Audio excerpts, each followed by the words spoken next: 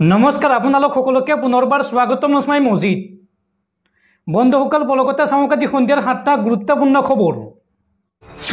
प्रथमটো खबर मियाসকল उजनी অসমলৈ যাব নালাগে। মাছ বেপাৰী বা শ্ৰমিক হ'বলৈ মিয়াসকলে প্ৰতিযোগিতা কৰিব নালাগে। আইএছ অফিচাৰ ডাক্তৰ ইঞ্জিনিয়াৰ হ'বলৈ প্ৰতিযোগিতা কৰক মিয়াসকল। ৰাজ্যৰ মিয়া জনগোষ্ঠীলৈ এই আহ্বান বিধায়ক চেয়াৰমান আলী আহমেদৰ। মিয়াই উজনি অসমলৈ নোযোৱাটো উত্তম। অসম বা ভাৰতৰ বাহিৰত কাম কৰকগৈ মিয়াই। মিয়াৰ শ্ৰমৰ মূল্য আছে। মাছ বিক্ৰী কৰিবলৈ বা শ্ৰমিক হ'বলৈ প্ৰতিযোগিতা কৰিব নালাগে মিয়াই। আইএছ অফিচাৰ ডাক্তৰ ইঞ্জিনিয়াৰ হ'বলৈ প্ৰতিযোগিতা কৰক মিয়াসকলে। ৰাজ্যৰ মিয়া জনগোষ্ঠীলৈ এই আহ্বান বিধায়ক চেয়াৰমান আলী আহমেদৰ। পৰৱৰ্তী খবৰ প্ৰচণ্ড গৰমে দহিছে ৰাজ্যবাসীক আৰু তাৰ মাজতে ভাৰতীয় বতৰ বিজ্ঞান কেন্দ্ৰৰ আগজাননী। ইয়াতকৈও ভয়ংকৰ গৰম পৰিব ৰাজ্যত। আগন্তুক 4-5 দিনলৈ তাপমাত্ৰা অধিক বৃদ্ধি পাব। 40 ডিগ্ৰী পৰ্যন্ত হ'ব পাৰে তাপমাত্ৰা। ৰাজ্যবাসীক এই আগজাননী শুনাইছে বতৰ বিজ্ঞান কেন্দ্ৰই। প্ৰচণ্ড গ্ৰীষ্ম প্ৰবাহৰ সৈতে যুঁজিছে ৰাজ্যবাসীয়ে আৰু তাৰ মাজতে বতৰ বিজ্ঞান কেন্দ্ৰৰ আগজাননী। আগন্তুক 4-5 দিনলৈ ৰাজ্যত পৰিব প্ৰচণ্ড গৰম আৰু দেওবাৰে ৰাজ্যত গৰমে এই বছৰৰ অভিলেখ ৰচাৰ সম্ভাৱনা আছে। 40 ডিগ্ৰী পৰ্যন্ত হ'ব পাৰে তাপমাত্ৰা। বতৰৰ অস্বাভাৱিক পৰিৱৰ্তনৰ কুফল ভুগিছে ৰাজ্যবাসীয়ে আৰু গুৱাহাটীত বৰ্তমান 35 ডিগ্ৰীৰো অধিক হৈছে তাপমাত্ৰা, কিন্তু অনুভৱ হৈছে 47 ডিগ্ৰী। পৰৱৰ্তী খবৰ ধিঙত পুনৰ সংঘটিত হৈছে ভয়ংকৰ কাণ্ড। এইবাৰ ভাতৃৰ সৈতে আইতাকক থবলৈ যাওঁতে কিশোৰীৰ সৈতে দলবদ্ধ ধৰ্ষণৰ ঘটনা সন্দৰ্ভত পলাতক 2 পাখণ্ড। ধিংকাণ্ডৰ পুনৰাবৃত্তি। 2 পাখণ্ডই এইবাৰ কিশোৰীৰ সৈতে কৰিলে কুকাণ্ড। এই সন্দৰ্ভত পলাতক 2 পাখণ্ড হৈছে ক্ৰমে ফুজাইল আহমেদ আৰু ইছৰাফিল হুছেইন। আইতাকক নদীৰ ঘাটলৈ আগুৱাই দি উভতি অহাৰ পথত এই কাণ্ড সংঘটিত কৰে। কিশোৰীগৰাকীক মটৰ চাইকেলেৰে বলপূৰ্বক উঠাই লৈ যায় 2 পাখণ্ডই আৰু চৰৰ এডৰা জাৰণিৰ মাজত সংঘটিত কৰে কুকাণ্ড আৰু তাৰ পিছত ৰাইজে উদ্ধাৰ কৰে কিশোৰীগৰাকীক আৰু 2 পাখণ্ডক বিচাৰি এতিয়া অভিযান অব্যাহত ৰাখিছে বা অভিযান অব্যাহত আৰম্ভ কৰিছে অসম আৰক্ষীয়ে। ধিঙৰ লাঠিয়ামাৰী চৰত সংঘটিত হৈছে এই ভয়ংকৰ ঘটনা। দৰ্শকসকল আৰু বহুতো গুৰুত্বপূৰ্ণ খবৰ আছে। তাৰ আগতে আপোনাক জনাওঁ যে যদি আপুনি এতিয়ালৈকে এইটো ভিডিঅ'ত লাইক কৰা নাই তেন্তে এতিয়াই ভিডিঅ'টোত লাইক কৰি দিয়ক আৰু এনেকুৱা ধৰণৰ ভিডিঅ'সমূহ নিতৌ চাবলৈ চেনেলটো ছাবস্ক্ৰাইব কৰি কাষত থকা বেল আইকনটো প্ৰেছ কৰি ৰাখক। পৰৱৰ্তী খবৰ 24 ঘণ্টাৰ ভিতৰত ভংগ হ'ব হিমন্ত চৰকাৰ। কেন্দ্ৰত ৰাহুল গান্ধীৰ চৰকাৰ হ'লেই 24 ঘণ্টাৰ ভিতৰত ভংগ হ'ব হিমন্ত বিশ্ব শৰ্মাৰ চৰকাৰ। হিমন্ত চৰকাৰৰ বিৰুদ্ধে পুনৰ এইদৰে সৰব হৈ পৰিল কংগ্ৰেছী সাংসদ ৰকিবুল হুছেইন। হিমন্ত চৰকাৰৰ বিৰুদ্ধে পুনৰ সৰব হৈ পৰিছে সাংসদ ৰকিবুল হুছেইন। কেন্দ্ৰত ৰাহুল গান্ধীৰ চৰকাৰ হ'লে 24 ঘণ্টাৰ ভিতৰত হিমন্ত চৰকাৰ নাইকিয়া হ'ব, এই মন্তব্য ৰকিবুল হুছেইনৰ। ৰকিবুল হুছেইনে লগতে কয় যে মাত্ৰ কেইটামান দিন আপোনালোকে ধৈৰ্য ধৰক। হিমন্ত বিশ্ব শৰ্মাক ক্ষমতাৰ পৰা আঁতৰাবলৈ আমি আহি আছো। কেৱল আপোনালোকে কংগ্ৰেছক ভোট দি জয়ী কৰাওক। আমাক জোকাই লোৱাৰ পৰিণাম বেয়া হ'ব। হিমন্ত বিশ্ব শৰ্মা চৰকাৰৰ বিৰুদ্ধে সৰব হৈ পুনৰ এইদৰে মন্তব্য কৰিলে সাংসদ ৰকিবুল হুছেইনে। পৰৱৰ্তী খবৰ সোণাপুৰৰ কচুতলিৰ উচ্ছেদক লৈ এইবাৰ খৰ্গহস্ত হৈ পৰিছে গুৱাহাটী হাইকোৰ্ট। সোণাপুৰৰ কচুতলিৰ উচ্ছেদৰ জাননী সন্দৰ্ভত খৰ্গহস্ত গুৱাহাটী উচ্চ ন্যায়ালয়। ব্যক্তিগতভাৱে জাননী নিদি ৰাজহুৱা স্থানৰ জাননীক লৈ ক্ষুণ্ণ হৈ পৰিছে গুৱাহাটী উচ্চ ন্যায়ালয় আৰু লগতে ম্যাদী পট্টাত থকা লোকৰ ঘৰত উচ্ছেদ বন্ধ কৰিবলৈ নিৰ্দেশ দিয়ে গুৱাহাটী হাইকোৰ্টে।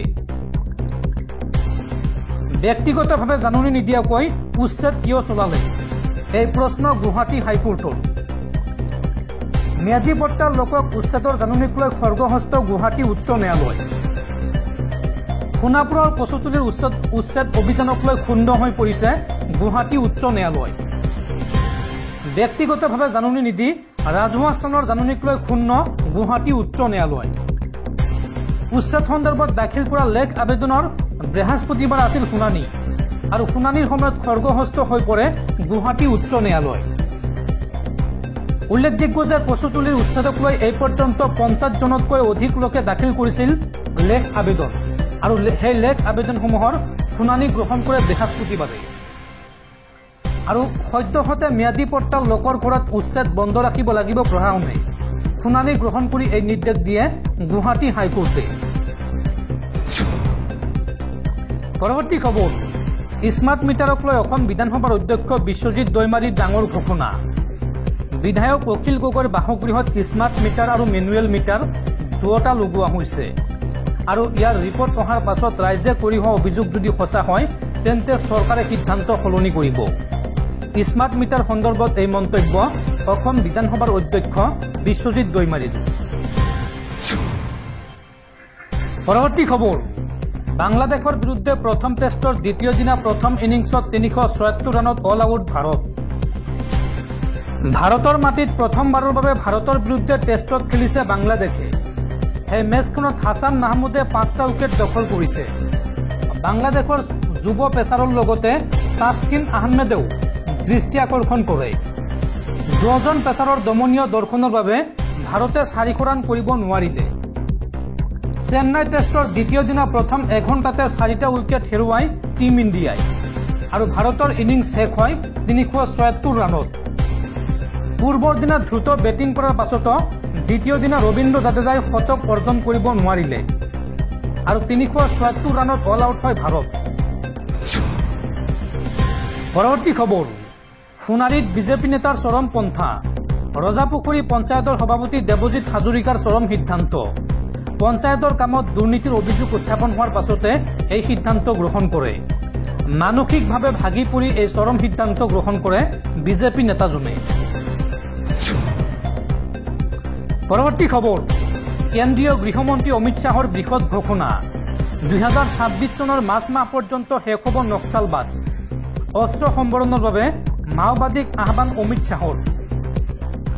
মাওবাদীক হিংসা ত্যাগ, অস্ত্ৰ সম্বৰণ আৰু আত্মসমৰ্পণৰ আহ্বান জনোৱাৰ সময়তে কেন্দ্ৰীয় গৃহমন্ত্ৰী অমিত শ্বাহে শুকুৰবাৰে 2026 চনৰ 31 মাৰ্চত দেশত নক্সালবাদৰ অন্ত পেলোৱাৰ তাৰিখ নিৰ্ধাৰণ কৰে। নক্সাল হিংসাৰ বলি হোৱা 55 জন লোকক সম্বোধন কৰি অমিত শ্বাহে কয় যে প্ৰধানমন্ত্ৰী নৰেন্দ্ৰ মোদীয়ে সিদ্ধান্ত লৈছে যে দেশৰ পৰা নক্সাল হিংসা আৰু মতাদৰ্শ মচি পেলোৱা হ'ব। 2026 চনৰ 31 মাৰ্চ এই দেশত নক্সালবাদৰ অন্তিম দিন হিচাপে নিৰ্ধাৰণ কৰা হৈছে আৰু মই নিশ্চিত কৰিম যে আমি তাৰ আগতে নক্সালবাদ শেষ কৰিম। গান্ধীনগৰৰ সাংসদগৰাকী আৰু কয় যে মাওবাদীৰ বিৰুদ্ধে চলা অভিযানত নিৰাপত্তা বাহিনীয়ে উল্লেখযোগ্য সফলতা লাভ কৰিছে কাৰণ বৰ্তমান এই সমস্যা ছত্তীশগড়ৰ মাত্ৰ 4খন জিলাতে আবদ্ধ হৈ আছে। অমিত শ্বাহে এই সন্দৰ্ভত কয় যে এসময়ত মাওবাদীয়ে পশুপতিনাথ নেপালৰ পৰা তিৰুপতি অন্ধ্ৰপ্ৰদেশলৈ কৰিডৰ স্থাপনৰ পৰিকল্পনা কৰিছিল যদিও সেইটো নৰেন্দ্ৰ মোদী নেতৃত্বাধীন কেন্দ্ৰীয় চৰকাৰে ধ্বংস কৰি পেলাইছিল। কেন্দ্ৰীয় গৃহ মন্ত্ৰালয়ে অতি সোনকালে ৰাজ্য চৰকাৰৰ সৈতে ঘনিষ্ঠ সমন্বয়ত ছত্তীশগড়ৰ নক্সাল হিংসা আক্ৰান্ত লোকসকলৰ বাবে কল্যাণমূলক আঁচনি এখন উলিয়াব বুলি অমিত শ্বাহে জনায়।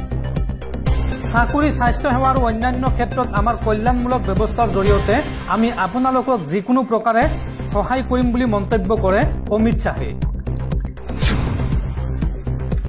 পৰৱৰ্তী খবৰ, গুৱাহাটীত পুনৰ ভয়ংকৰ ঘটনা। গুৱাহাটী মহানগৰীত এইবাৰ সংঘটিত হৈছে দিন ডকাইতিৰ ঘটনা। গুৱাহাটী মহানগৰীৰ পল্টন বজাৰৰ এটি ৰোডত সংঘটিত হৈছে এই ঘটনা। পিষ্টল দেখুৱাই ই ৰিক্সা চালকৰ পৰা দুৰ্বৃত্তই লুটিলে ধন আৰু মোবাইল ফোন। লগতে ই ৰিক্সা লৈ যোৱাৰ চেষ্টা চলায় দুৰ্বৃত্তই আৰু প্ৰাণ বচাবলৈ আৱাসিক এলেকালৈ পলায়ন কৰে ই ৰিক্সাসহ চালকজনে আৰু অৱশেষত শূন্যলৈ গুলী চলাই সেই স্থানৰ পৰা আঁতৰি যায় দুৰ্বৃত্ত।